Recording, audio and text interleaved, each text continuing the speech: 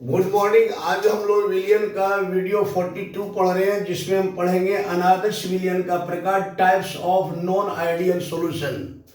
देखो, पिछली क्लास में मैंने पढ़ाया है कि द्रव विलियन को राउल्ट के नियम के आधार पर दो भागों में बांटा गया है। ठीक है, एक भाग को कहते हैं आदर्श विलियन, दूसरे भाग को कहते हैं अनादर्श विलियन। और आदर्श विलियन किसको कहा गया? जो राउल्ट के नियम को फॉलो करता है। और अनादर्श विलियन किसको कहा गया? जो राउल्ट के नियम का फॉलो नहीं करता है। फिर मैंने बताया कि आदर्श विलियन का कोई टाइप नहीं होता है, लेकिन अनादर्श विलियन के दो टाइप होते हैं। अब सवाल ये उठा है कि अनादर्श विलियन के टाइप क्यों होते हैं? क्योंकि अनादर्श विलियन के लिए आप पढ़े हैं कि ए बी के मध्य जो आकर्षण बल होता है वो अवयव ए या बी के मध्य आकर्षण बल के बराबर नहीं होता है। मतलब अनादर्श विलियन में ए बी के मध्य आकर्षण बल या तो ए के मध्य आकर्षण बल से अधिक होता है या तो कम होता है। और यही वजह है कि अनादर्श विलियन दो टाइप के होते हैं। ठीक है, देखो ध्यान से समझोगे।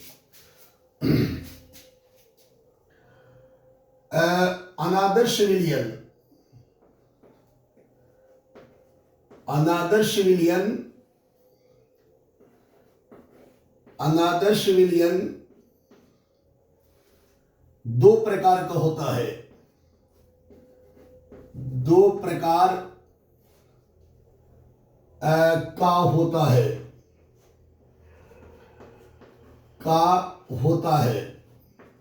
ठीक है, पहला कौन होता है बताओ कोई? पहला होता है धनात्मक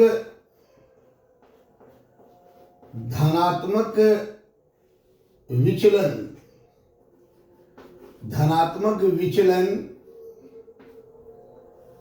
प्रदर्शित करने वाले अनादर्श विलियन।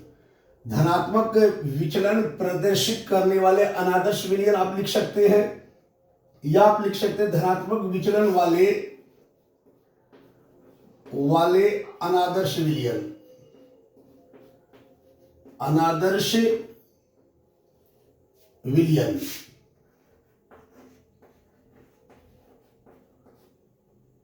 और दूसरा होता है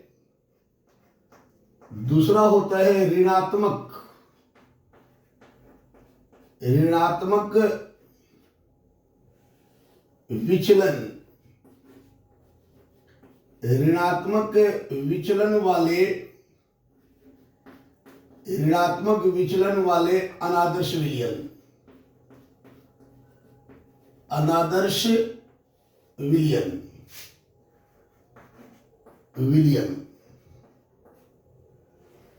देखो, अनादर्श विलियन दो प्रकार का होता है। एक होता है धनात्मक विचलन वाले अनादर्श विलियन और एक होता है ऋणात्मक विचलन वाले अनादर्श विलियन। अब हम आपको समझाएंगे कि धनात्मक विचलन वाले अनादर्श विलियन क्या होता है और ऋणात्मक विचलन वाले अनादर्श विलियन क्या होता है। देखो ध्यान से समझोगे। जैसे मान लो कि एक पात्र है मेरे पास, इसमें इस टाइप से ढक्कन लगा हुआ है और इसमें मान लेते हैं कि अवयव ए है। इसमें अवयव ए, ठीक है। और इसमें अवयव ए है तो केवल ए का ही पार्टिकल होगा। और दूसरा हमने पात्र लिया है, ध्यान से समझोगे, आपको हम अनादर्श विलियन का टाइप समझा रहे हैं। ये ढक्कन लगा हुआ है, इसमें अवयव बी है इसमें। और जब इस बर्तन में अवयव बी है तो केवल बी का ही पार्टिकल होगा।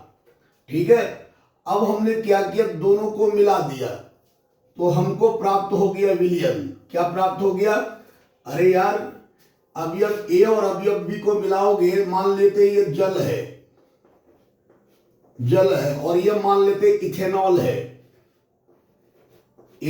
है।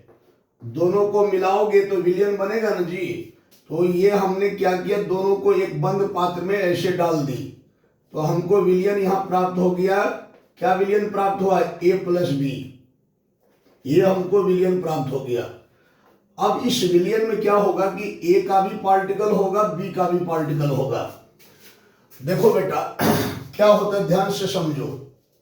मैंने आपको अनादर्श विलियन में पढ़ाया है कि अनादर्श विलियन में ए बी के मध्य जो आकर्षण बल होता है वो या तो ए के मध्य आकर्षण बल या बीबी के मध्य आकर्षण बल के बराबर नहीं होता है। मतलब ध्यान से समझे, अनादर्श विलियन में ए बी के मध्य आकर्षण बल जो होते हैं वो ए या बीबी के मध्य आकर्षण बल के बराबर नहीं होता है। मतलब या तो ए बी के मध्य आकर्षण बल ए या बीबी के मध्य आकर्षण बल से ज्यादा होता है, या तो ए बी के मध्य आकर्षण बल ए या बीबी के मध्य आकर्षण बल से कम होता है। मतलब एक बार बताओ, यदि ए के मध्य आकर्षण बल इसके बराबर या इसके आकर्षण बल के बराबर नहीं है तो क्या हो सकता है? दो ये बातें हो सकती है, या तो इनके मध्य आकर्षण बल इनके मध्य के आकर्षण बल से ज्यादा होगा, या तो इनके मध्य आकर्षण बल इनके मध्य के आकर्षण बल से कम होगा। यही बात होगा। तो अब आप क्या पढ़े हो कि वाष्प दाब जो होता है, वाष्प दाब इन्वर्सली होता है 1/, आकर्षण बल के 1/, आकर्षण बल के इन्वर्सली होता है। जो बच्चे ये वीडियो नहीं देखे हैं वो बच्चे वाष्प दाब को प्रभावित करने वाले कारक पढ़ लें। वहां पढ़ाया हुआ है कि वाष्प दाब जो होते हैं वो अवयव के मध्य आकर्षण बल के वित्तोल्पाती होता है। मतलब यदि आकर्षण बल अवयव के मध्य ज्यादा होगा तो वाष्प दाब कम होगा, और यदि अवयव के मध्य आकर्षण बल कम होगा तो वाष्प दाब ज्यादा होगा। तो देखो यहां, अगर अवयव ए या बी के मध्य आकर्षण बल ए या बीबी के मध्य आकर्षण बल से ज्यादा होगा, ठीक है, तो क्या होगा कि वाष्प दाब विलयन का कम होगा। और यदि ए बी के मध्य आकर्षण बल ए या बीबी के मध्य आकर्षण बल से कम है, मतलब यहां पर आकर्षण बल ए और बी के मध्य आकर्षण बल इनके मध्य आकर्षण बल से यदि कम है, तो यदि विलयन में अवयव ए बी के मध्य आकर्षण बल कम है तो इस विलयन में जो अवयव ए और बी है वो उसका वाष्प दाब अधिक होगा। ठीक है, तो आप क्या देख रहे हो कि एक केस में ए बी के मध्य आकर्षण बल कम है, तो आकर्षण बल कम है तो वाष्प दाब ज्यादा होगा, और एक केस में ए बी के मध्य आकर्षण बल ज्यादा है, आकर्षण बल ज्यादा है तो वाष्प दाब कम होगा। किससे? राउल्ट के नियम से। देखो अवयव ए का वाष्प दाब कितना होगा?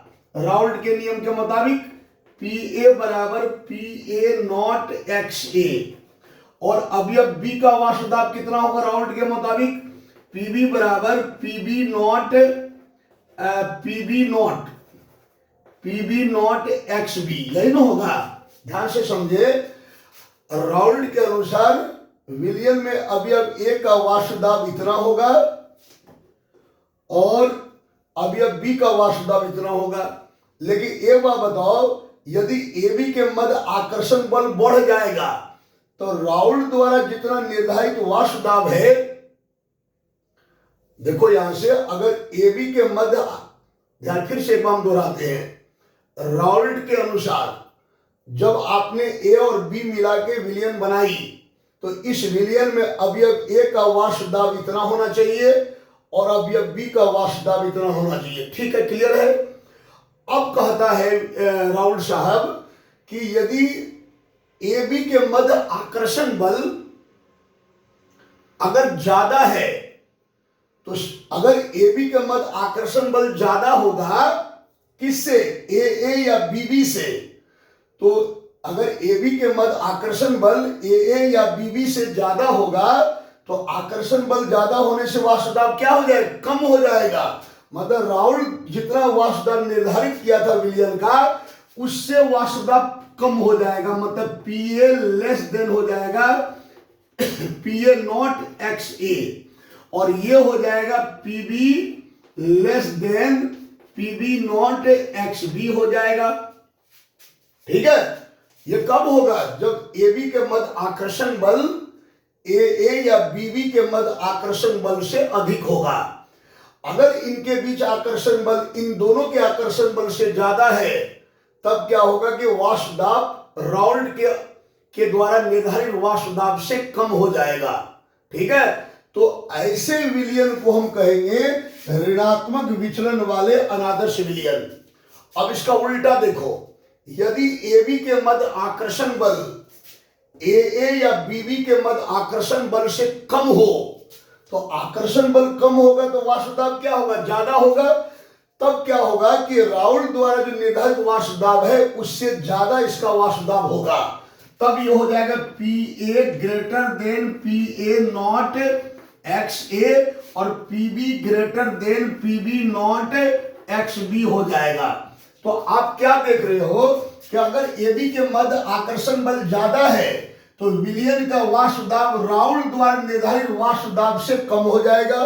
तो ऐसे अनादर्श विलयन को हम कहेंगे ऋणात्मक विचलन वाले अनादर्श विलयन। और यदि AB के मध्य आकर्षण बल कम है या कम होगा, तब जाकर के इस विलयन का वाष्प दाब जो होगा वो राउल्ट द्वारा निर्धारित वाष्प दाब से ज्यादा हो जाएगा। तो ऐसे अनादर्श विलयन को हम कहेंगे धनात्मक विचलन वाले अनादर्श विलयन। तो धनात्मक विचलन वाले अनादर्श विलयन का परिभाषा क्या होगा? वह विलयन या वे विलयन जिसमें अवयव A या B का आंशिक दाब राउल्ट द्वारा निर्धारित वाष्प दाब से अधिक होता है। राउल्ट द्वारा निर्धारित वाष्प दाब ये दोनों है, PA बराबर इतना, PB बराबर इतना।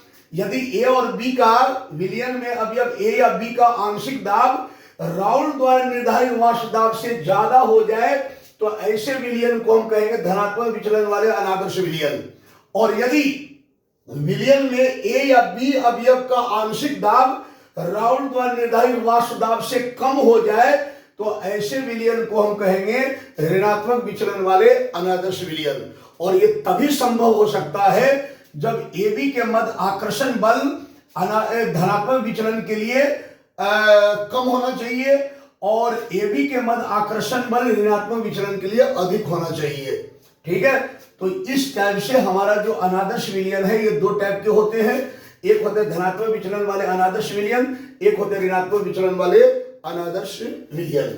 ठीक है, अरे कॉमन सेंस की बात है, अगर यहां दोनों के मध्य का आकर्षण बल इनके मध्य के आकर्षण बल से कम हो जाए तो आकर्षण बल कम होने से वाष्प दाब बढ़ता है। तब यहाँ PA जो जितना PA पहले था अब उससे ज्यादा हो जाएगा PA का मान, तो PA ग्रेटर देन इतना हो जाएगा, PB ग्रेटर देन इतना है। तो बड़ा के साइन का मतलब क्या होता है? पॉजिटिव, और छोटा के साइन का मतलब क्या होता है? नेगेटिव। तो यहाँ पर ये धनात्मक विचलन प्रदर्शित करने वाले अनादर्श विलयन होंगे, ये ऋणात्मक विचलन प्रदर्शित करने वाले अनादर्श विलयन होंगे। तो अब हम बारी बारी से दोनों को पढ़ेंगे, धनात्मक विचलन वाले अनादर्श विलयन और ऋणात्मक विचलन वाले अनादर्श विलयन, अगली क्लास में।